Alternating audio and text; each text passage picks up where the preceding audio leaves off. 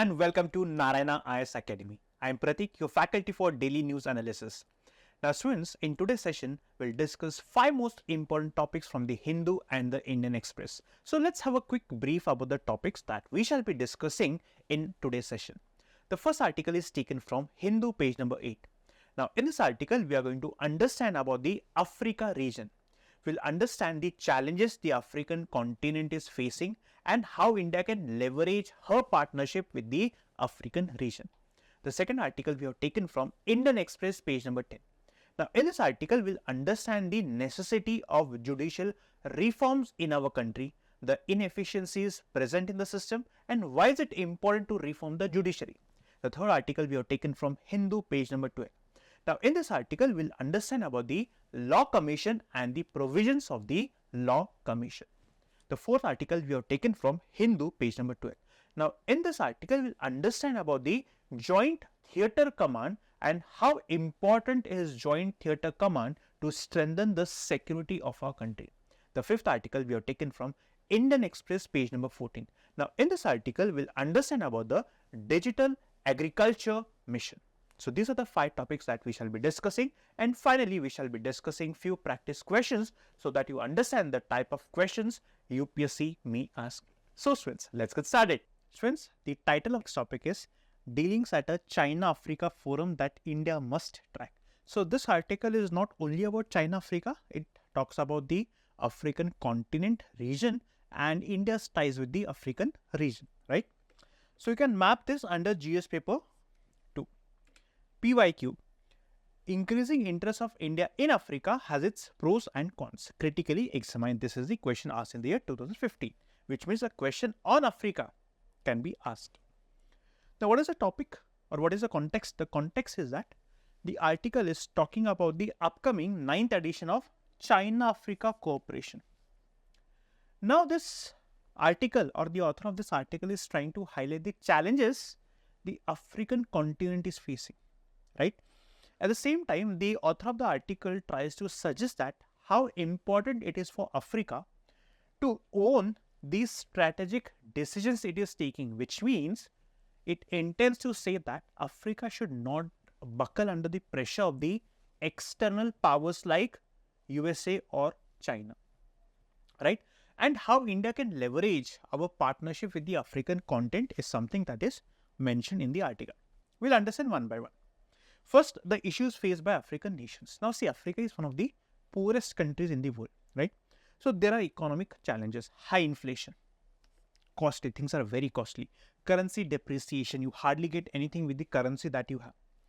Growing debt burdens, that is, the developed countries give debt to the African countries and the debt has increased to a significant extent.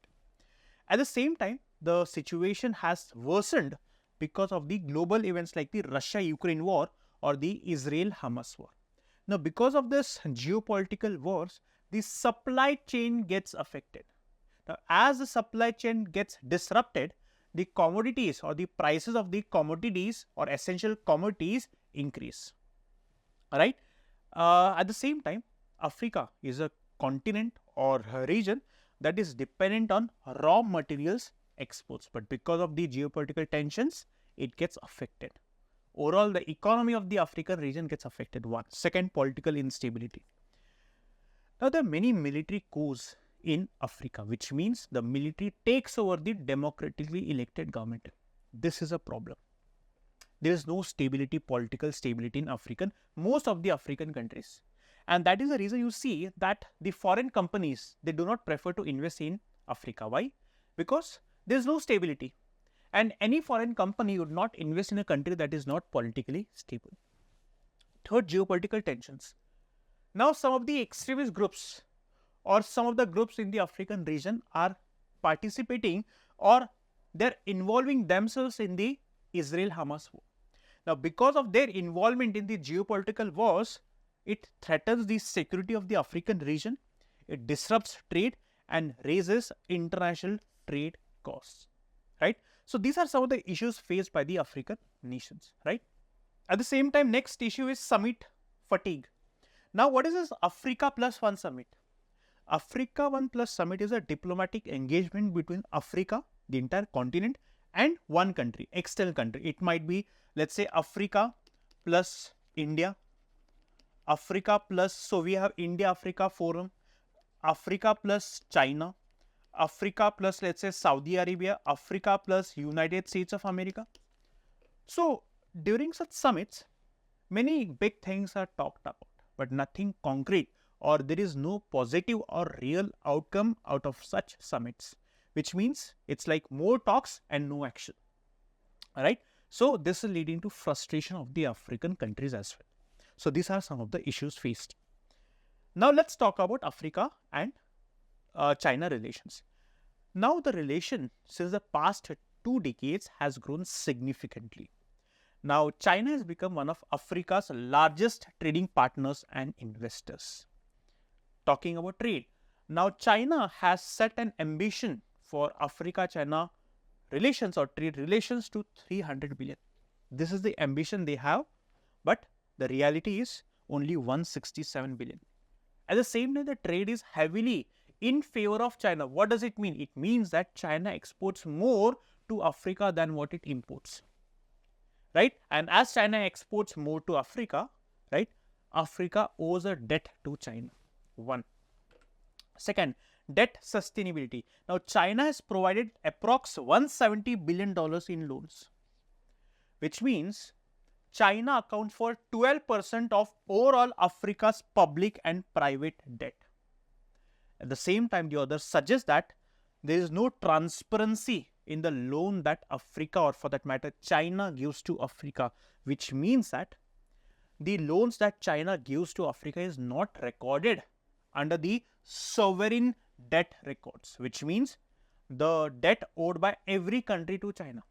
Things are not recorded. So we do not know the real estimate of the loan Chinese have given to the African countries. Industrial development. African nations are increasingly pushing for Chinese investments in value-added industries rather than just resource extraction, which means African continent or African countries are also involving China or wants China to invest in the value addition services. For example, Zimbabwe requires Chinese companies to refine lithium locally. So this is value addition. However, challenges such as electricity shortages, power generation and high costs limit the effectiveness of these efforts, which means somehow the infrastructure is not available in the African countries for the foreign countries or the foreign investors to invest in the country. Now talking about India and Africa relations first. Now India's engagement with Africa dates pre-independence or dates back to the 19th century as well. Now both the countries, especially after independence, India's independence, were fighting against the colonial rule, right? Or before independence as well. Indian and the African people have always been fighting against the colonial domination, right? So the ties with Africa dates back to the pre-independence days. Then continue to issues. Now our relation with Africa is not continuous, which means the last India-Africa Forum, now India-Africa Forum is a forum where Indian African countries participate and they meet. The last summit was held in the year 2015. There is no continuity in the relations. The third, economic opportunities. Now India has a potential in sectors like agriculture, pharmaceuticals, information, communication technology. Now we have the potential, but the private sector investment is lacking. There is a potential to invest in the African countries, but the private sectors or the private companies are not taking interest. Why? Because of the political instability. Then technology and digital connectivity. Now what we can do is we can expand our digital platforms like UPI. We know how successful UPI has become in our country. We can expand UPI across Africa so that we enhance financial inclusion and economic ties with the African countries. So the areas where we have expertise in, we can push those in the African countries to strengthen our ties with the African countries. Now let us try to understand how India's approach to Africa is different from China's approach to Africa. First is partnership philosophy. When India deals with Africa, we see India and Africa as equals. One, very important. Then we focus on capacity building of the people of Africa. There is mutual respect. It isn't the case that India is a big country, so India does not respect the African countries. No, there's mutual respect. China is more like transaction, which means they only mean business. They invest in large-scale infrastructure. Now see, investing in the large-scale infrastructure, it benefits the Chinese companies more than the people of Africa. So when China invests, they get their money, they get their resources, they get their machines, they get their labors as well to work in the African countries. Second is investment focus. India invests in sectors like, as I told you, these sectors. Now here, India is focusing on transferring the skill. India's model of how India deals with the African countries is sustainable, which means we are helping the people of Africa to get the skills, to gain the skills so that they can use it for the development of their nation. China focuses on big infrastructure projects, which means that China's got nothing to do with what the African people want. Their approach is transactional, which means they only mean business. They do not save the African people are benefiting of their investment. This is how India's approach is very different from Chinese approach. Yes, China has invested massively. The volume of trade of China in Africa is much more than what India has invested. But principles are way different or way significant, or the difference is huge. And that's the reason the African countries want India to invest in Africa more than China investing in Africa, right? So what is the way forward? One, reinvigorate diplomatic engagement, which means we need to have regular summits with the African countries. One, very important. Second, we have to enhance economic cooperation, which means we have to make sure that the private sector of a country is investing in the African continent so that the economic ties get strengthened. We have expertise in agriculture, pharmaceuticals and manufacturing. We can expand the same to the African continent. Third is innovative financing. Now again, we need to focus more on the public-private partnership rather than entirely government-funded projects or private-funded projects. We can focus on public-private partnership and low-cost credit, right? The credit should not incur much interest, right? Now, this should meet Africa's financing needs and attract investment, right? Then we need to offer training and exchanges to help African countries better understand the global dynamics and negotiate effectively, particularly with China. We know how China makes a country fall in the debt trap diplomacy. So we have to pass on such knowledge and such information to the African countries so that the African countries should be very, very careful when they negotiate with countries like China. Because what China does is they first give the loans, right? They do not ask to pay back the loans. Once the loan accumulates, right, then they start asking the amount. And if they are not able to return the money back, then they start controlling their assets and they controlling the government. This is what China does. So the point is, India has to increase its involvement in the African affairs. We have to make sure that we support them politically, economically, security-wise, education, investment, so that we actually see Africa as a growing and prospering continent or country. For that, we have to invest in all the sectors where we have discussed so that India will be a key player in Africa's development. I hope you understood the article, right? Students, the title of the topic is To Do Justice. So in this article, we will understand about the importance of judicial reforms, the necessity of judicial reforms. And you can map this under GS paper 2, important aspects of governance, transparency and accountability, right? So previous question, discuss the desirability of greater representation to women in the higher judiciary to ensure diversity, equity and inclusiveness. Now this question is again related to judicial reforms, right? So we'll understand about the judicial reforms. Now what is the context? The topic discusses about the need for judicial reforms, right? Now the president of a country, she highlighted a term by the name black coat syndrome. Now this black coat syndrome refers to the people from rural areas who avoid taking legal help. Why? Because of the financial and mental burden. which means the poor people or the rural people, they do not seek legal help. Why? Because they know that it's only going to add to financial pressure and mental pressure. So they try to sort out the issue out of the court, which is not a right thing. So this article tries to highlight the need for judicial reforms and why it is important for the people like us to have trust in the judiciary, especially the poor people. See, there are 5 crore cases pending in various courts of our country, and because of this, the justice delivery gets delayed.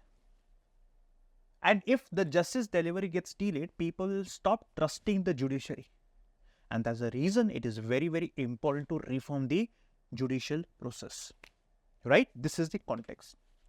Now, why do we need judicial reforms? There are many problems in the judicial system of our country. We'll discuss one by one.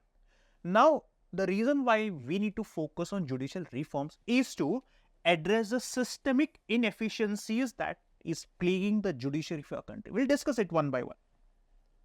The purpose of the judicial reforms is to reduce the backlog of cases, to improve the quality of justice delivered, and at the same time to equip the judiciary of our country so that the judiciary can handle the growing complexities of the modern society. Now you see, the society is evolving, right? Now as the society is evolving, the judiciary has to adapt to the changing society. Why? Because if the judiciary does not adapt to the changing society, then the word judiciary or the concept of judiciary will become totally redundant. That's the reason reforming judiciary is very, very important. The judiciary has to evolve, right?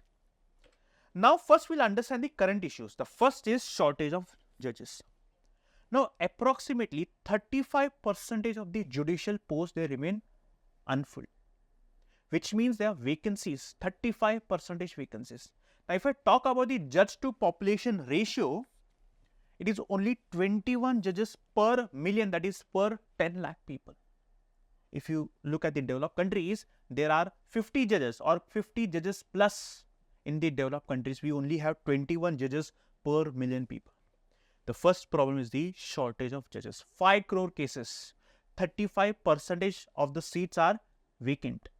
First problem. Second is opaque appointment system. Now see, in India, or India is the only country where judges appoint the judges.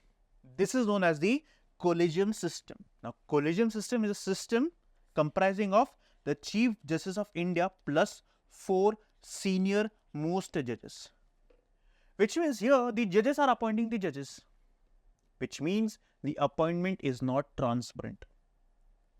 Second problem. Third, case backlog. Now majority of the 5 crore cases, they are pending in the lower courts. Majority cases are pending in the lower courts, that is the district courts and the below courts, subordinate courts. At the same time, if you see, majority of the vacancies are also in the lower judiciary, which means the vacancies are not getting filled. Third problem.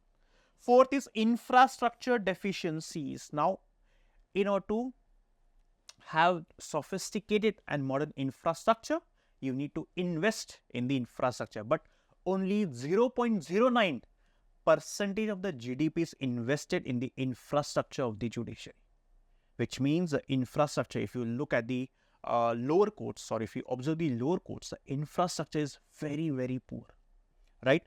Fourth issue. The fifth is gender disparity. There is no gender disparity. You hardly see women as judges or women as lawyers and advocates. There has to be equal representation of both the genders. Next, under trials. Now, who are under trials? These are the prisoners. For example, a person has been charged of, let's say, murder. Now, he is charged with murder. His charge is yet to be proved in the judiciary. There is a legal maxim which says that a person is innocent until he is proven guilty. Now, here a case has been filed against a person. The charges are not proved. So, he is an under trial. He is rotting in the jail. These under trials are mostly poor people. They are not rich people. There is no one to defend their case in the court. That's the reason the under trials have to spend maximum number of days behind the bars. So students, these are some of the issues in the Indian judicial system. I hope you understood all the issues that we have discussed. Now, what is the impact of these issues, the issues that we discussed, on the overall justice delivery system? The first one is delays in justice. Now, because of the problems in the judicial system of a country, the justice gets delayed. And as they say, justice delay is justice denied. Right? So, this is one impact. Second, compromised quality of judges, or rather justice. Now, see, the judges are overburdened. They do not have adequate resources, which means the justice they give is somewhere or is filled with problems. So, you see that the quality of the justice is getting hampered. Why? Because the judges are overburdened with so many cases, resources are inadequate. So, with the limited resources they have to deliver justice.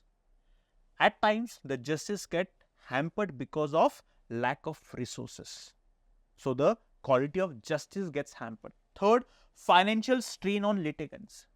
So, people have to keep on coming to the courts, because of which they have to spend a lot of money on their cases. They have to pay the fees of their lawyers. So, there is a burden, there is a financial strain on the people who file cases in the judiciary. Fourth, negative economic impact. Now, the cases related to business, they are also pending in the court for years, because of which the business operations come to a halt, which means the company has to lay off the employees.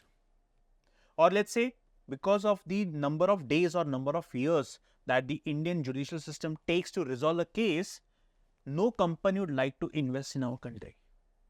So, this is how the inefficiencies in the judicial system of a country leads to the impact. These are some of the consequences of the problems that we are facing in the judicial system.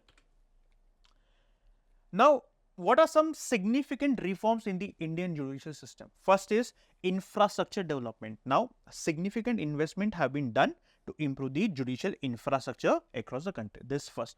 Second is alternate dispute resolution. Now, what is this alternate dispute resolution? See, we have the integrated judiciary, Supreme Court followed by High Court followed by subordinate courts. Now, these are the judicial courts which take a lot of time or many years to resolve a case. So, we have an alternate dispute resolution. For example, we have Lok Adalats and online dispute resolution. Now, here the process is not as complicated or as rigid as in the courts of our country, which means they follow the principles of natural justice.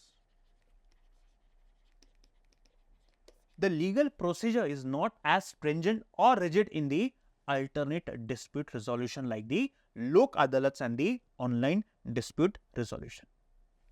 So, we have come up with ADR mechanism to resolve the cases as soon as possible. For example, the cases which are not that significant are resolved in an alternative platform which is known by the name ADR or Lok Adalats.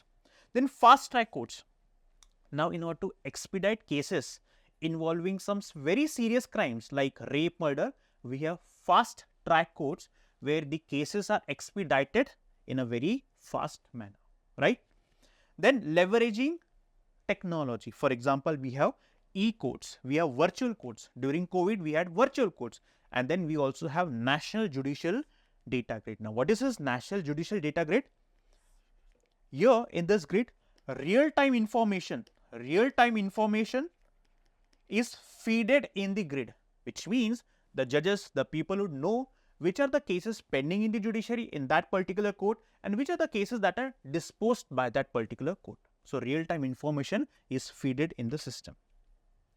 So, what can be the way forward, or what can we do in order to reform the judiciary? The first one is transparency in appointment, which means the appointment has to be transparent as possible, right?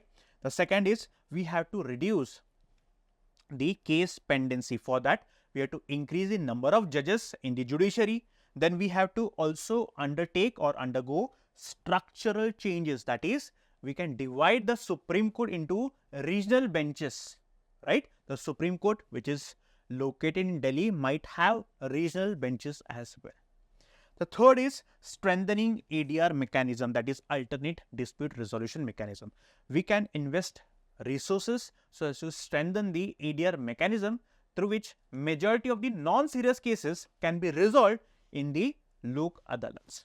Then establishing all India judicial services. On the same line, we have the all India services like the IAS and the IPS. See, as of now, at the district level, that is district judges and additional district judges, the state public service commissions, they conduct the examination to appoint or select the judges for the district judges position. Now, this all India judicial service will be all India recruitment drive, wherein this examination would select judges at the district level, which means the state level examination would be subsumed under this all India judicial service, similar to the IAS and the IPS.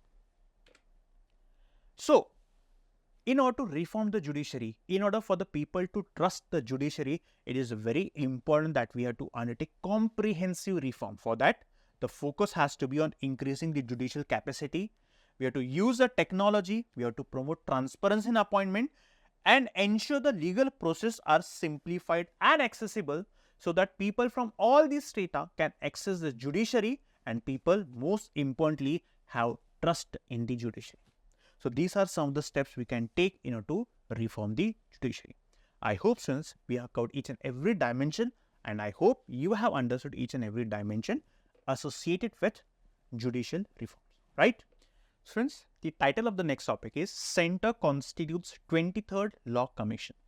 So, in this article, we will understand about the Law Commission of India, right, and the provisions under Law Commissions. This is important from the GS2 point of view, that is statutory, regulatory and various quasi-judicial bodies. So, the previous question, the Government of India has established Niti Aayog to replace which of these following institutions? What is the context? The central government has recently notified the constitution of 23rd Law Commission. The tenure of this 23rd Law Commission will be for a period of 3 years. The 22nd Law Commission, the tenure of 22nd Law Commission ended on August 31st. Now, composition and appointment, very important for your prelims. So, please focus on this part. The commission will have full-time chairperson and 4 full-time members. So, chairperson and 4 full-time members, right? 1 point. Second, there are provisions to appoint serving judges from the Supreme Court and High Court as the chairperson and members, which means the chairperson and members can also be serving Supreme Court and High Court judges. The commission will also include ex officio members. Who are ex officio members? Now, the person who is the secretary of the Department of Legal Affairs, he automatically becomes member of the Law Commission. Then, the secretary of the Legislative Department, he also automatically becomes the member of the Law Commission. This is what we understand by the term Law Commission or ex officio. Now, the serving judges appointed as chairperson or members will function on a full-time basis, right? Serving Supreme Court and High Court judges until they retire from the judiciary. They get retired from the judiciary or the term of the Law Commission comes to an end. Very important point for your prelims. Now, remuneration. So, if the chairperson members belong to other than the members of Supreme Court and High Court judges, then they receive fixed salary of 2.50 lakh and members would receive 2.25 lakh per month. This is not that very important. Now, understanding Law Commission, it is only an advisory body, which means the advices recommendation of Law Commission is not binding on the government. The Law Commission would only advise. It is up to the government to accept it or reject it. It only advises. Very, very important point for your prelims. It is not binding on the government. It is neither a constitutional body nor a statutory body, which means this is an executive body. The central government decides when to constitute law commission. It is completely up to the central government. Neither a constitutional body nor a statute. Very important point for your prelims. And it is constituted for a specific term and mainly serves under the Ministry of Law and Justice. Right? Now, what is the history of law commission? Before the 19th century, law commissions were ad hoc, which means they were not constituted at regular interval. But from 1830s, the law commissions recommended legislative reforms. For example, the first such commission after 1830s was 1834 under Lord Macaulay. Now, this law commission led to significant codification like the Indian Penal Code or the BNS that has replaced the Indian Penal Code. The first law commission of independent India was established in 1955 under MC Setalvad. Again, a very important point for your prelims. Since then, several commissions have been formed, each for a 3-year term. Very, very important point for your, again, prelims. The 22nd law commission was set up in 2020. Now, we have the 23rd law commission. So, very important to remain these key points. Now, what are the functions of law commission? 1. See, there is a DPSP, Directive Principles of State Policy. Article 39A. This Article 39A of DPSP provides for equal access to justice for all citizens, which means citizens should have the access to justice. Which are the functions? First, reviewing of existing laws, which means whether the existing laws are making an impact on the society. Second, research on justice delivery, right? The first topic that we discussed was on the judicial reforms. Now, the law commission would decide which are the ways through which judicial system can be reformed, right? So, research on justice delivery, that is justice delivery should be efficient, transparent, accountable and should be swift. Review of obsolete laws, which means outdated laws like the sedition. Examination of socio-economic legislation. Now, this law commission will see if the socio-economic legislation is making any impact on the society. Then, promotion of gender equality and social justice, self-explanatory. So, these are some of the functions of the law commission. I hope you understood the topic, right?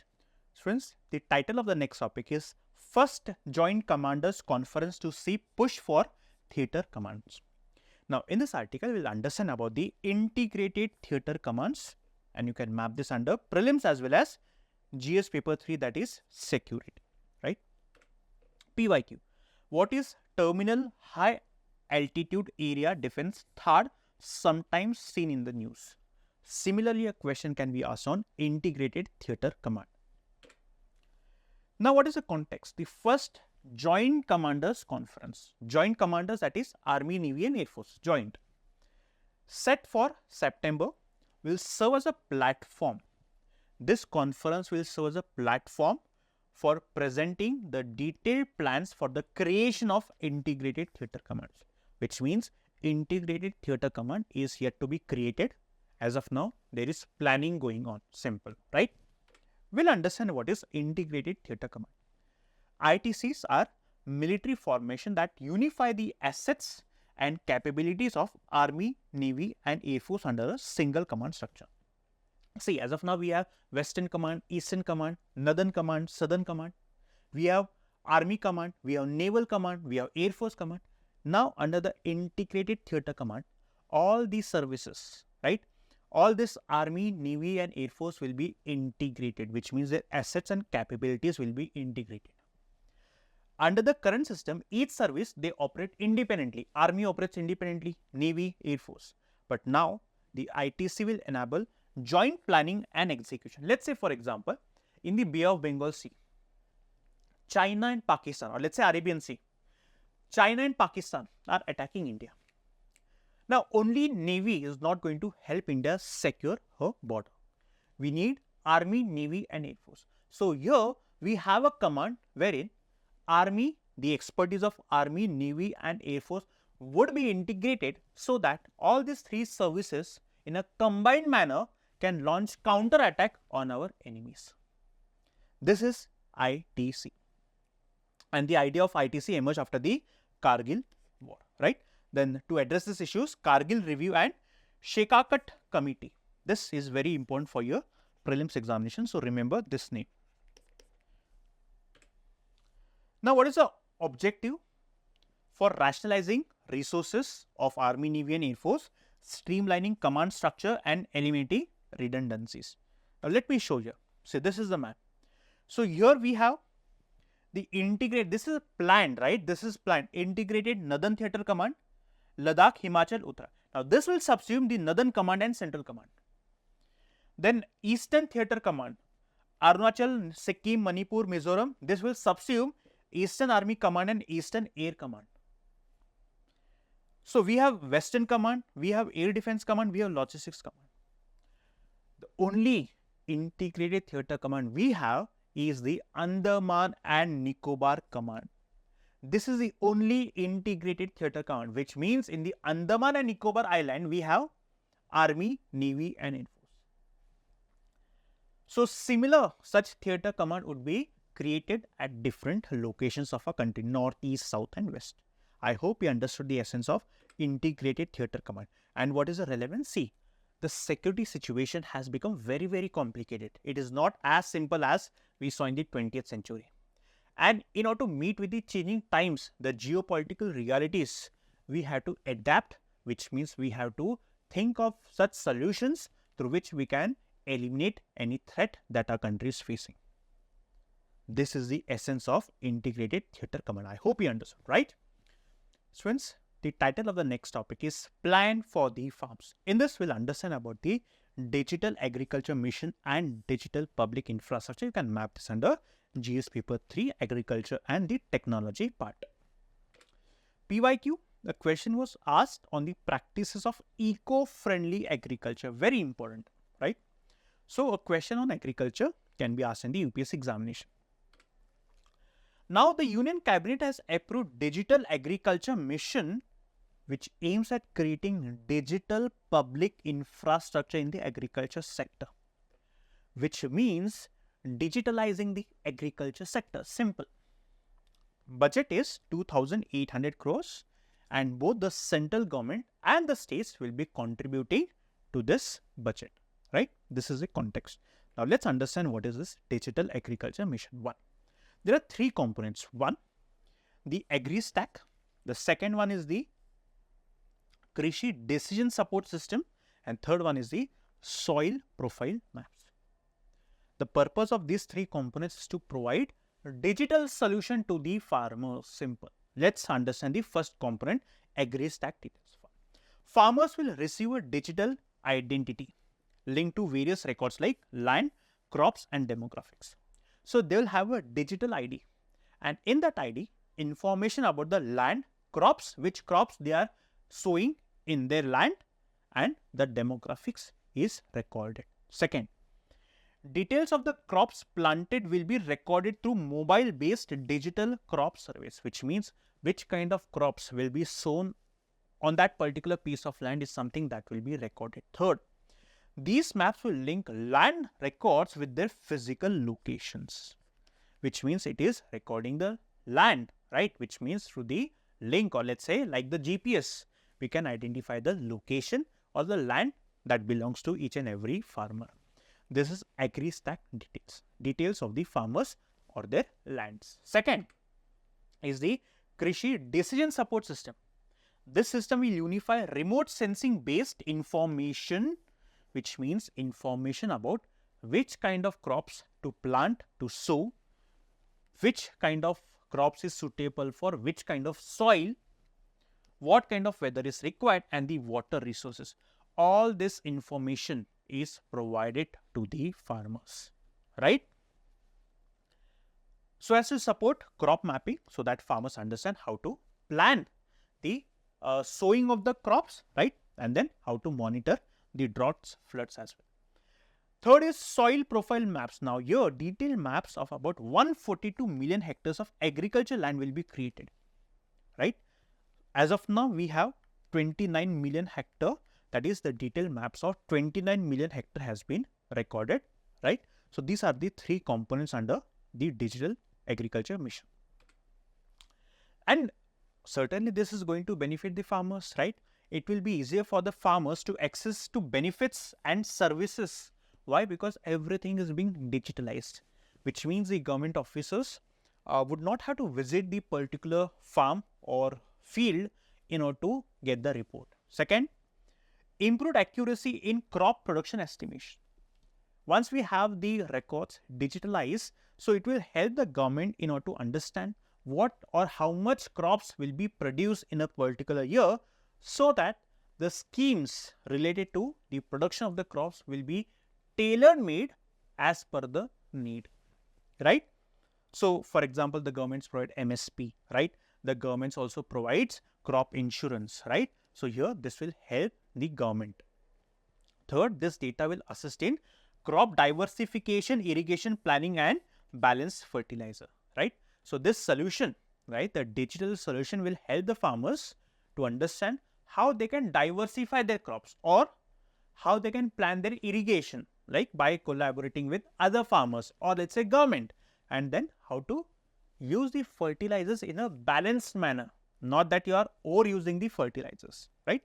And this mission will be rolled out across India over the next 2 years, that is 25 to 26.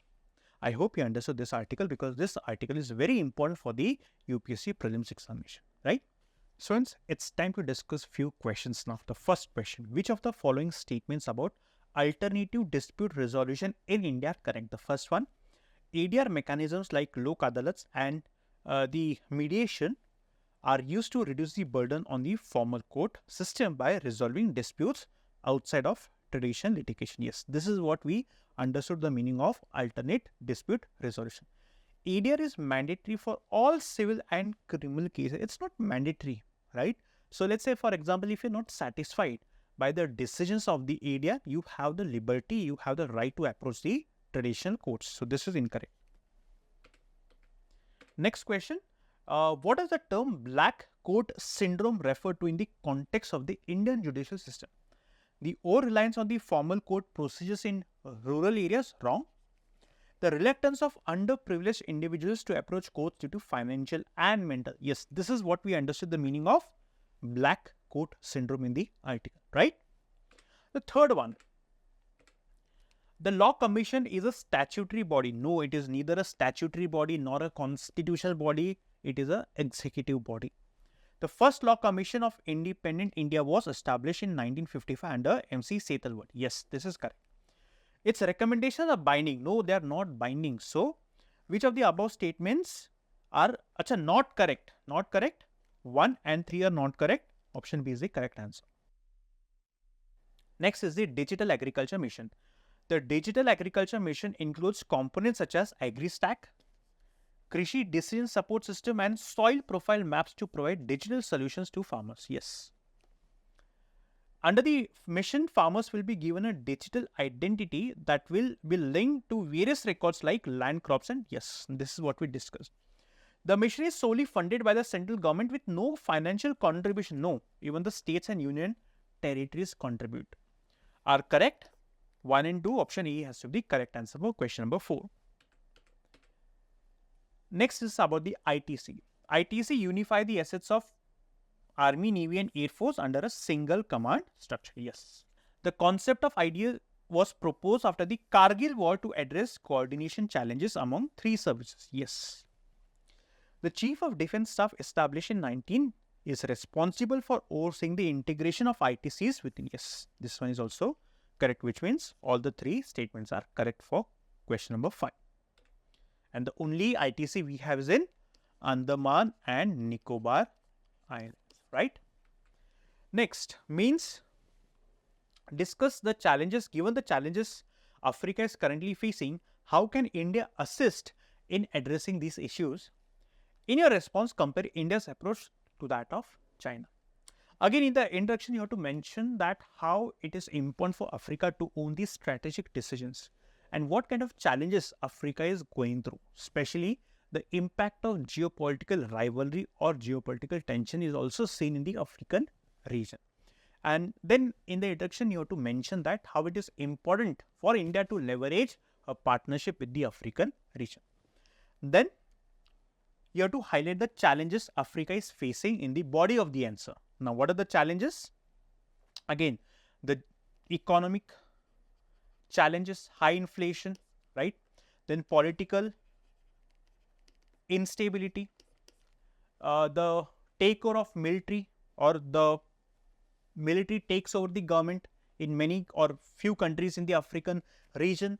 Then their involvement in the geopolitical conflict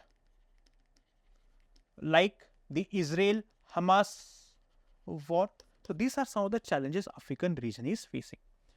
And then you have to compare how India's approach is different from China's. Like, we focus on capacity building, we focus on skill development, we focus so that the African people benefit. Alright, this is how our approach is.